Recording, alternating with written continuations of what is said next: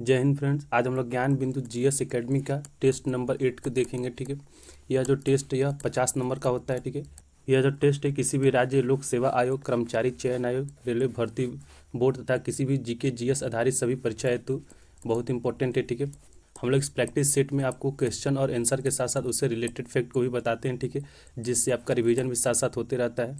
तो आप भी हमारे साथ जुड़कर जीके जीएस के क्वेश्चन का प्रैक्टिस कर सकते हैं। ठीक है, तो चलिए क्वेश्चन को स्टार्ट करते हैं। इस टेस्ट का जो सब्जेक्ट है वो साइंस टेक्नोलॉजी है। ठीक है, तो यह जो टेस्ट है वो साइंस पर आधारित है। पहला क्वेश्चन कर रहा है कि सहसंयोजिक यौगिक के द्रव्यणांक तथा क्वथनांक निम्न होने का क्या कारण है। ठीक है, तो किसी भी सहसंयोजिक यौगिक के द्रव्यणांक और क्वथनांक निम्न होने का जो कारण है वो आंतराणिक बल कमजोर होना। ठीक है, तो ऑप्शन डी आपका सही हो जाएगा। नेक्स्ट क्वेश्चन, कैबियम के संबंध में निम्न में से कौन सा एक सही नहीं है। ठीक है, तो जो कथन सही नहीं है हमको उसको बताना है। तो इसका जो सही आंसर होगा यह एक बीजपत्री तथा द्विबीजपत्री दोनों पौधों में पाया जाता है। ठीक है, तो यह कथन गलत है, तो ऑप्शन बी आपका सही हो जाएगा। जो कैबियम है वह एक बीजपत्री पौधे में नहीं पाया जाता है। ठीक है, यह केवल द्विबीजपत्री पौधों में पाया जाता है। ठीक है, तो याद रखेंगे जो कैबियम है केवल द्विबीजपत्री पौधों में पाया जाता है, वह एक बीजपत्री पौधों में नहीं पाया जाता है। नेक्स्ट क्वेश्चन, वायु में ध्वनि का चाल 332 मीटर पर सेकेंड है। अगर दाब घटाकर आधा कर दिया जाए तो ध्वनि का चाल होगा। ठीक है, तो इस क्वेश्चन में आपसे ध्वनि का चाल पूछ रहा है। अगर उसका दाब घटाकर आधा कर जाता है तो यहाँ पर ध्यान देने वाली जो बात है वो जो ध्वनि का जो चाल है वह दाब पे निर्भर नहीं करता है। ठीक है, ध्वनि का वही चाल होगा जो पहले था। ठीक है, तो जो पहले कितना चाल था तो 332 मीटर पर सेकेंड होगा। ठीक है, तो दाब घटाने के बाद भी जो चाल है वो 332 मीटर पर सेकेंड होगा, तो ऑप्शन सी आपका सही हो जाएगा। इसका यही कारण कि जो ध्वनि का चाल है वो दाब पे निर्भर नहीं करता है। ठीक है, इस पॉइंट को ध्यान में रखेंगे। नेक्स्ट क्वेश्चन, CO CN6 के पावर -3 में CO का ऑक्सीकरण संख्या क्या होगा। ठीक है, तो चलिए हम लोग CO का ऑक्सीकरण संख्या निकालते हैं। तो लेट्स से कि जो CO का ऑक्सीकरण संख्या x है। ठीक है,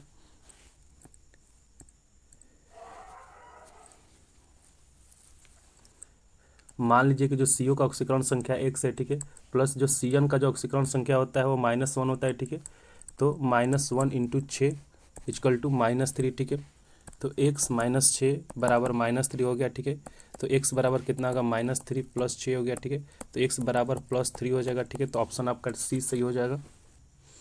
नेक्स्ट क्वेश्चन, पृथ्वी के केंद्र पर किसी पिंड का द्रव्यमान होगा। तो जो पृथ्वी के केंद्र पर किसी पिंड का द्रव्यमान है वो स्थिर होता है। ठीक है, तो ऑप्शन बी आपका सही हो जाएगा। नेक्स्ट क्वेश्चन, एक बस विराम की स्थिति में 0.5 मीटर प्रति सेकंड के त्वरण से गति आरंभ करता है। 250 मीटर दूरी तय करने में बस को कितना समय लगेगा। ठीक है, तो चलिए क्वेश्चन को बनाते हैं। हम लोग जानते हैं कि दूरी का जो फॉर्मूला जो है त्वरण और समय के साथ क्या होता है, तो UT + हाफ AT² होता है। ठीक है, जहाँ U आपका आरंभिक गति होता है तो आरंभिक गति आपका 0 है, तो 0 इंटू टी प्लस हाफ ए आपको 0.5 दिया हुआ है। ठीक है, और टी हमको निकालना है तो T², यह 0 हो जाएगा। ठीक है, हम लोग एस कितना होता है, एस जो है 250 मीटर दिया हुआ है। ठीक है, तो 250 इक्वल टू यह 0 हो गया into half into 0.5 into T²। ठीक है, तो जो T² आपका हो जाएगा 2 इधर जाएगा तो 250 गुणे 2 बटा में 0.5 आ गया। ठीक है, तो इसको सॉल्व कीजिएगा तो T² इक्वल टू 1000 आ जाएगा। ठीक है, तो यहाँ से अगर टी का वैल्यू निकालेगा तो 31.62 आएगा अप्रोक्सीमेटली, तो ऑप्शन बी आपका सही हो जाएगा। नेक्स्ट क्वेश्चन, लाल तप्त स्थिति 800 डिग्री सेल्सियस से ऊपर तक कठोर स्टील तप्त किया जाता है और फिर तुरंत उसे ठंडा पानी या तेल में डाल दिया जाता है। इस प्रक्रिया में स्टील को कौन सा गुणधर्म मिल जाता है। तो इस प्रक्रिया में स्टील का कठोरता का गुणधर्म मिल जाता है। ठीक है, तो ऑप्शन ए आपका सही हो जाएगा। नेक्स्ट क्वेश्चन, पौधे के उत्सर्जी पदार्थ किस भाग में संचित रहते हैं। ठीक है, जो पौधे के उत्सर्जी पदार्थ हैं वो पत्तियों में, छाल में तथा कोशिकाओं रक्तिकाओं में होते हैं। ठीक है, तो इन सभी में हो जाएगा, तो ऑप्शन डी आपका करेक्ट हो जाएगा। नेक्स्ट क्वेश्चन, निम्नलिखित कथनों पर विचार कीजिए। ठीक है, तो जो कथन सही है हमको उसको बताना है। ठीक है, पहला कथन कर रहा है कि एक पूर्ण पुष्प में 4 चक्र होते हैं। ठीक है, तो एक पूर्ण पुष्प में 4 चक्र होते हैं, यह सही है। दूसरा कथन कर रहा है कि पुमंग पुष्प के मादा भाग होता है, यह गलत है। पुष्प का जो मादा भाग है वह स्त्री केसर कहलाता है। क्या होता है, स्त्री केसर कहलाता है। ठीक है, जायांग पुष्प का नर भाग है। ठीक है, यह भी गलत है। पुष्प का जो नर भाग है वह पुंकेसर कहलाता है। क्या कहलाता है, तो पुंकेसर कहलाता है। ठीक है, तो कथन 3 भी आपका गलत हो जाएगा, तो कथन ए आपका सही है। ठीक है, 1 आपका सही है, 2 और 3 आपका गलत है। ठीक है, तो इसलिए आपका ऑप्शन आपका ये सही हो जाएगा। नेक्स्ट क्वेश्चन, यदि एक छोटी वर्षा बूंद हवा से होकर गिरती है तो इसका सही आंसर होगा इसका वेग कुछ समय के लिए बढ़ता जाएगा और तब इसका वेग नियत हो जाएगा, तो ऑप्शन डी आपका सही हो जाएगा। नेक्स्ट क्वेश्चन, अंतरिक्ष की यात्रा करने वाले प्रथम भारतीय राकेश शर्मा किस तिथि को अंतरिक्ष में कदम रखे थे, ठीक है। तो जो राकेश शर्मा है वो अंतरिक्ष में 3 अप्रैल 1984 को कदम रखा था, ठीक है। तो ऑप्शन ए आपका सही हो जाएगा। तो यहाँ से क्वेश्चन ये भी पूछ सकता है कि अंतरिक्ष में कदम रखने वाले प्रथम व्यक्ति कौन थे, तो राकेश शर्मा थे, ठीक है। उन्होंने किस दिन को अंतरिक्ष में अपना पहला कदम रखा था, 3 अप्रैल 1984 को रखा था, ठीक है। नेक्स्ट क्वेश्चन, एसिटिलीन अणु होते हैं, ठीक है। तो जो एसिटिलीन के अणु होते हैं वो एक रैखिक होते हैं, तो ऑप्शन सी आपका सही हो जाएगा। नेक्स्ट क्वेश्चन, किसी प्रतिध्वनि को सुनने के लिए मूल आवाज़ और प्रतिध्वनि के बीच का समय अंतराल होनी चाहिए। किसी प्रतिध्वनि को सुनने के लिए मूल आवाज़ और प्रतिध्वनि के बीच का जो समय का अंतराल है वो 1/10 सेकेंड से अधिक होना चाहिए, तो ऑप्शन बी आपका सही हो जाएगा। नेक्स्ट क्वेश्चन, निम्नलिखित कथनों पर विचार कीजिए, ठीक है। तो जो कथन सही है हमको उसको बताना है। पहला कथन कह रहा है कि अनुवांशिक विभिन्नता का संचरण केवल पहली पीढ़ी में होता है, ठीक है। तो यह कथन गलत है, ठीक है। दूसरा कह रहा है कि कायिक विभिन्नता का संचरण पीढ़ी दर पीढ़ी होते रहता है, ठीक है। तो यह भी कथन गलत है। तो कथन 1 और 2 आपका दोनों गलत हो जाएगा, ठीक है। तो ऑप्शन डी आपका सही हो जाएगा, न तो 1 न ही 2, ठीक है। तो ऑप्शन डी आपका करेक्ट हो गया। नेक्स्ट क्वेश्चन, फ्यूज तार के संबंध में कौन सा सही नहीं है, ठीक है। तो जो फ्यूज तार के संबंध में जो कथन गलत है हमको उसको बताना है। पहला कह रहा है कि फ्यूज शॉर्ट सर्किट तथा अतिभारण के समय विद्युत परिपथ को सुरक्षित रखता है, ठीक है। तो यह कथन सही है। दूसरा कथन कर रहा है कि फ्यूज का गलनांक बहुत कम होता है, ठीक है। यह भी कथन सही है। तीसरा कर रहा है फ्यूज का प्रतिरोधकता काफ़ी ऊंचा होता है, ठीक है। यह भी कथन सही है। चौथा कथन कर रहा है कि फ्यूज विद्युत धारा के चुंबकीय प्रभाव पर आधारित होता है, यह कथन गलत है, ठीक है।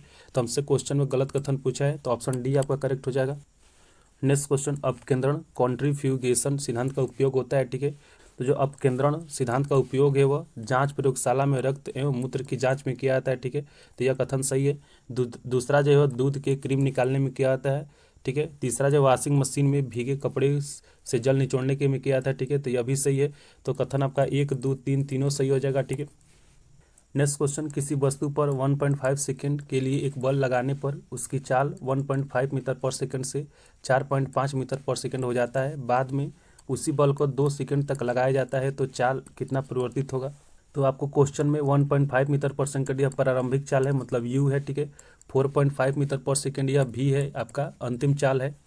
1.5 सेकेंड जो है वो आपका T1 है और 2 सेकेंड जो है आपका T2 है, ठीक है। तो ए निकालने का जो फॉर्मूला होता है वो V माइनस यू अंतिम चाल माइनस प्रारंभिक चाल बटा में टी होता है, ठीक है। तो आपका V है 4.5, ठीक है। U है आपको 1.5 और जो T है वो है 1.5, ठीक है। तो 4.5 में से 1.5 घटाएंगे तो ये 3 हो जाएगा, 3 बटा में 1.5 इसे कट के 2 मीटर पर सेकेंड स्क्वायर आ गया, ठीक है।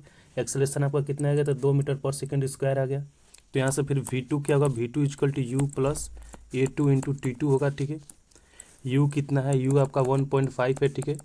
ए कितना भी निकाला हम लोग ने, 2 निकाला, ठीक है। T कितना दिया, तो T आपको 2 सेकेंड दिया हुआ है, तो 2 हो गया, ठीक है। तो 1.5 इंटू 4 इक्वल टू ये कितना हो गया आपको 5.5 हो गया, ठीक है। तो हमसे क्वेश्चन में क्या पूछा, जो क्वेश्चन में पूछ रहा है वो चाल का परिवर्तन पूछ रहा है, ठीक है। तो अभी जो चाल कितना है वो 5.5 आया, ठीक है। और प्रारंभिक चाल कितना था, तो 1.5 मीटर पर सेकेंड था, तो 1.5, ठीक है। तो यह कितना आ जाएगा, तो 4 मीटर पर सेकेंड आ जाएगा, ठीक है। तो ऑप्शन बी आपका करेक्ट हो जाएगा। नेक्स्ट क्वेश्चन, इस क्वेश्चन को बनाएगा, ठीक है। जो इस क्वेश्चन का जो आंसर आएगा वो 5 × 10⁻⁷ रेडियस पर सेकेंड आएगा, तो ऑप्शन ए आपका सही हो जाएगा।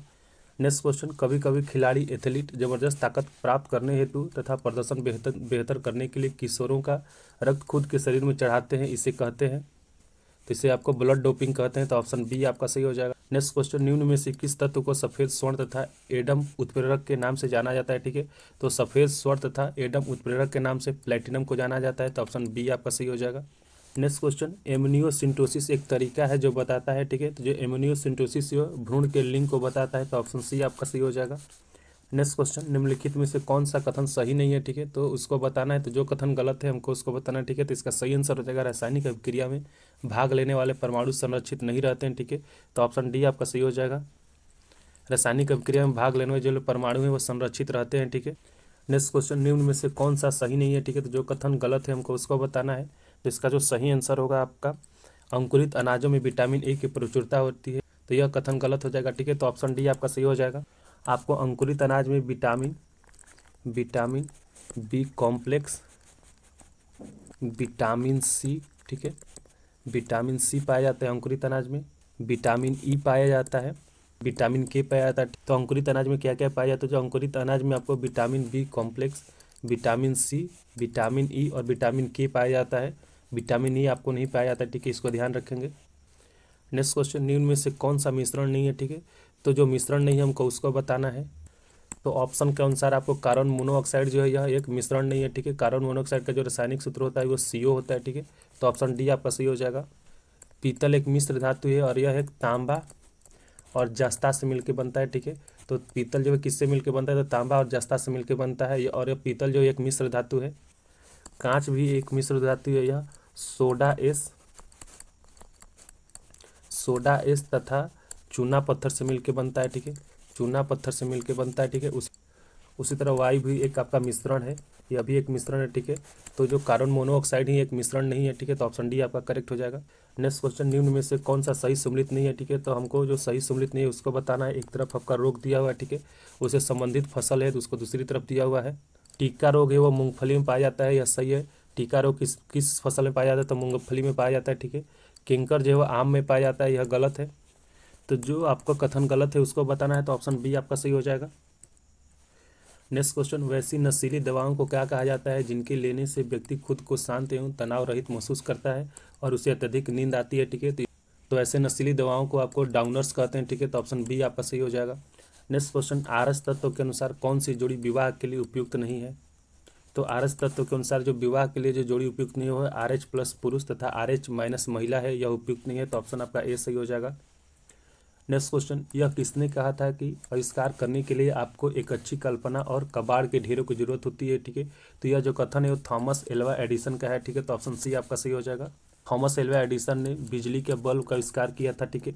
बिजली का बल्ब का आविष्कार किसने किया था, तो बिजली का बल्ब का जो आविष्कार है थॉमस एल्वा एडिसन ने किया था। कब किया था, तो 1879 ईस्वी में किया था, ठीक है। तो थॉमस एल्वा एडिसन ने बिजली के बल्ब का आविष्कार कब किया था, तो 1879 ईस्वी में किया था। आपसे क्वेश्चन भी पूछ सकता है कि बिजली का बल्ब का आविष्कार किसने किया था, तो थॉमस एल्वा एडिसन ने किया था।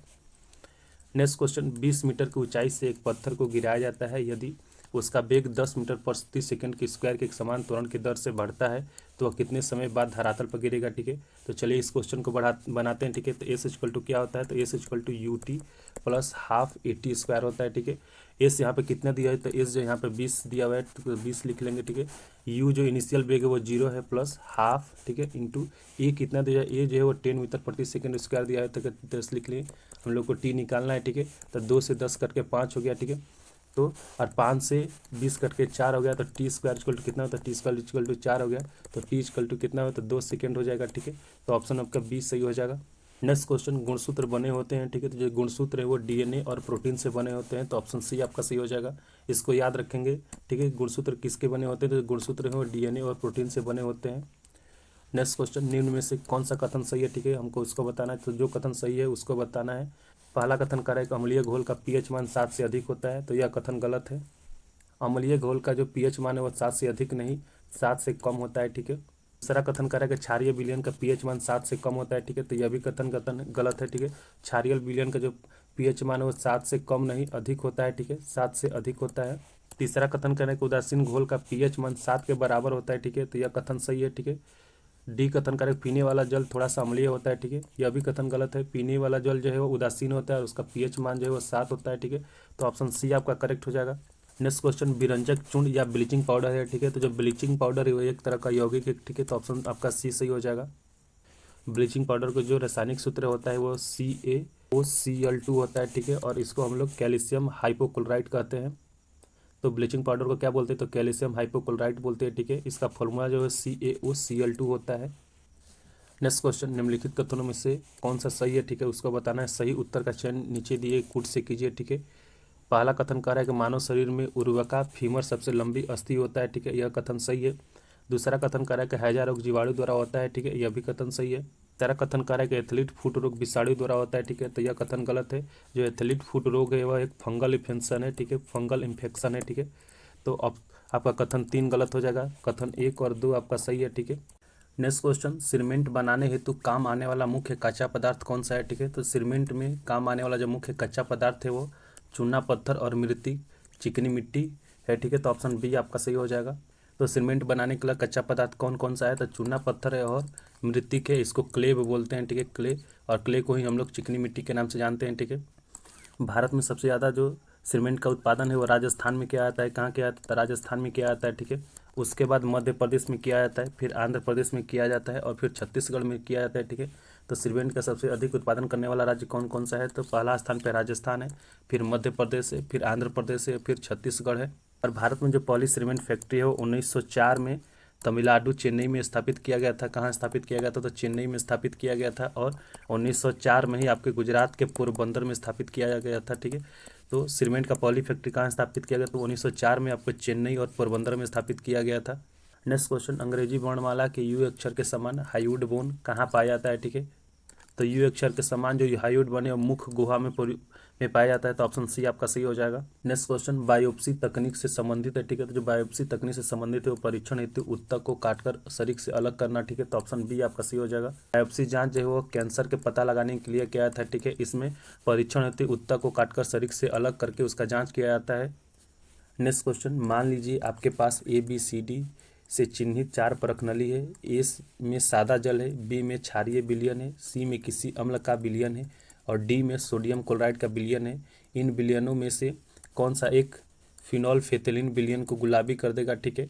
तो यह विटामिन बी है, तो ऑप्शन बी आपका सही हो जाएगा। नेक्स्ट क्वेश्चन, यदि पृथ्वी अपने अक्ष पर पश्चिम से पूरब के बजाय पूरब से पश्चिम की ओर घूमना शुरू कर दे तो जी का मान विषुवत रेखा पर। तो यदि पृथ्वी अपने अक्ष पर पश्चिम से पूरब के बजाय पूरब से पश्चिम की ओर घूमता है तो जी का मान विषुवत रेखा पर पूर्ववत रहेगा, ठीक है। तो पहले जैसा ही रहेगा, तो ऑप्शन सी आपका सही हो जाएगा।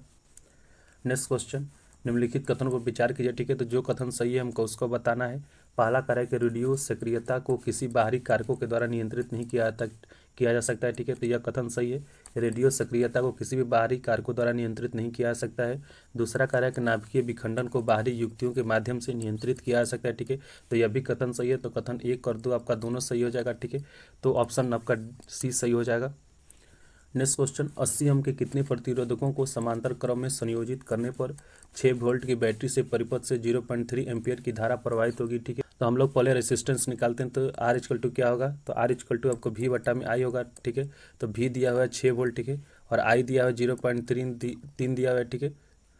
तो जो आर है वो 20 हो जाएगा, ठीक है, 20 ओम। तो इसको सॉल्व करने का जो सही तरीका है 1/20 बराबर, मान लीजिए कि n प्रतिरोध जो है वो समांतर क्रम में लगाया जाता है, तो n/80 हो जाएगा, ठीक है। तो 20 से 80 कट गया, वो 4 हो जाएगा। तो n इक्वल टू कितना हो जाएगा? तो n इक्वल टू आपको 4 हो जाएगा, इसलिए आपका ऑप्शन बी करेक्ट हो जाएगा। नेक्स्ट क्वेश्चन, निम्न में से कौन सा रोग विषाणु जनित रोग नहीं है, ठीक है। तो जो विषाणु जनित रोग नहीं है हमको उसको बताना है, ठीक है। रेबीज जो है वो रेबीज जो है एक विषाणु जनित रोग है, ठीक है। रेबीज कैसा रोग है? तो विषाणु जनित रोग है। सारस जो है यह एक तरह का विषाणु जनित रोग है, ठीक है। तो याद रखेंगे कि रेबीज जो है एक विषाणु जनित रोग है और सारस जो है वो एक विषाणु जनित रोग है, ठीक है। फुट एंड माउथ, ठीक है। तो इस रोग को हम लोग मुंहपा और खुरपा रोग के नाम से जानते हैं। तो यह जो रोग है एक विषाणु जनित रोग है, ठीक है, विषाणु जनित रोग है, ठीक है। और एंथ्रेक्स जो है यह एक जीवाणु जनित रोग है, ठीक है। तो इसको याद रखेंगे कि एंथ्रेक्स जो है एक जीवाणु जनित रोग है, ठीक है। तो हमसे क्वेश्चन में आपको जीवाणु जनित रोग ही पूछ रहा है, तो ऑप्शन डी आपका सही हो जाएगा। नेक्स्ट क्वेश्चन, सभी अम्ल क्षार और लवण होते हैं, ठीक है। तो जो सभी अम्ल क्षार और लवण होते हैं वो वैद्युत अपघटय होते हैं, तो ऑप्शन बी आपका सही हो जाएगा। नेक्स्ट क्वेश्चन, दो समान द्रव्यमान के वस्तुओं की गतिज ऊर्जाओं का अनुपात 4:9 है, तो उनके वेगों का अनुपात क्या होगा? तो हम लोग गतिज ऊर्जा बराबर जानते हैं के इक्वल टू होता है हाफ mv², ठीक है। तो v स्क्वायर क्या हो जाएगा? तो v इक्वल टू हो जाएगा आपको 2k/m हो जाएगा, ठीक है। जो वेगों का अनुपात होगा आपको 4:9 होगा, ठीक है। तो जो आपका वेगों का अनुपात है वो रूट आपको 4/9 होगा, ठीक है। तो अगर रूट से इसको बाहर निकालेंगे तो 2/3 हो जाएगा, ठीक है। तो ऑप्शन आपका बी सही हो जाएगा, 2:3, ठीक है। नेक्स्ट क्वेश्चन, निम्न में कौन एक मानव शरीर का कोई ग्रंथि नहीं है, ठीक है। तो जो जठर है वह मानव शरीर का कोई ग्रंथि नहीं होता है, ठीक है। तो ऑप्शन आपका सी सही हो जाएगा। नेक्स्ट क्वेश्चन, तड़ित चालक को बनाने में लोहे की छड़ों की अपेक्षा तांबे की छड़ का वरीयता दिया जाता है कि क्योंकि जो तांबे का छड़ है वो लोहे के छड़ की अपेक्षा अधिक सुचालक होता है, ठीक है। तो ऑप्शन ए आपका सही हो जाएगा। नेक्स्ट क्वेश्चन, किसी सर्वर या कंप्यूटर नेटवर्क पर अचानक ट्रैफिक बढ़ जाना जिससे उपभोक्ता उसका उपयोग न कर पाए क्या कहलाता है, ठीक है। तो यह डिनायल ऑफ सर्विस कहलाता है, तो ऑप्शन ए आपका सही हो जाएगा। नेक्स्ट क्वेश्चन, 15 डिग्री सेल्सियस ताप पर एक गैस का आयतन 360 ml है। दाब को स्थिर रखकर गैस का ताप धीरे धीरे बढ़ाया जाता है। बताइए कि किस ताप पर गैस का आयतन अपने प्रारंभिक आयतन का दुगना हो जाएगा। ठीक है, तो इसका सही आंसर हो जाएगा 330 डिग्री सेल्सियस पर यह दुगना हो जाएगा। तो ऑप्शन बी आपका करेक्ट हो जाएगा। इसको बना लीजिएगा। इनमें से कौन सा युग्म सही सम्मिलित नहीं है। ठीक है, तो जो युग्म जो है सही सम्मिलित नहीं है हमको उसको बताना है। ठीक है, तो इसका सही आंसर हो जाएगा नीला कशिश। ठीक है, तो ऑप्शन बी आपका सही हो जाएगा। नीला कशिश का जो रासायनिक सूत्र होता है वो CuSO4.5H2O होता है। ठीक है, जबकि यहाँ पर 7H2O दिया हुआ है। ठीक है, तो याद रखेंगे नीला कशिश का जो रासायनिक सूत्र क्या होता है, तो CuSO4.5H2O होता है। ठीक है, तो ऑप्शन आपका बी सही हो जाएगा। नेक्स्ट क्वेश्चन, विटामिन के निम्न समूह में कौन सा वसा में घुलनशील है। ठीक है, तो जो वसा में घुलनशील विटामिन है, ठीक है, वो है कैल्सीफेरॉल, कैरोटीन और टेकोफेरॉल है। ठीक है, तो ऑप्शन डी आपका सही हो जाएगा। नेक्स्ट क्वेश्चन, सुअरों को मानव रिहायशी इलाके से दूर रखकर किस रोग से बचा जा सकता है। ठीक है, तो यह जापानी एन्फेलाइटिस से बचा जा सकता है। तो ऑप्शन डी आपका सही हो जाएगा। तो फ्रेंड ये था ज्ञान बिंदु का आपका टेस्ट नंबर 8। ठीक है, यह जो टेस्ट है 50 नंबर का होता है। ठीक है, और इसमें जो जीके, इसमें 50 इंपॉर्टेंट जीके जीएस का क्वेश्चन होता है। ठीक है, यह जो टेस्ट है यह किसी भी प्रतियोगी परीक्षा के लिए बहुत इंपॉर्टेंट है। ठीक है, तो आप भी हमारे साथ जुड़कर जीके जीएस का तैयारी कर सकते हैं। ठीक है, अगर ये वीडियो अच्छा लगा तो वीडियो को लाइक और शेयर कर दीजिए। ठीक है, अगर चैनल पर नए हैं तो चैनल को सब्सक्राइब कर लीजिए। धन्यवाद।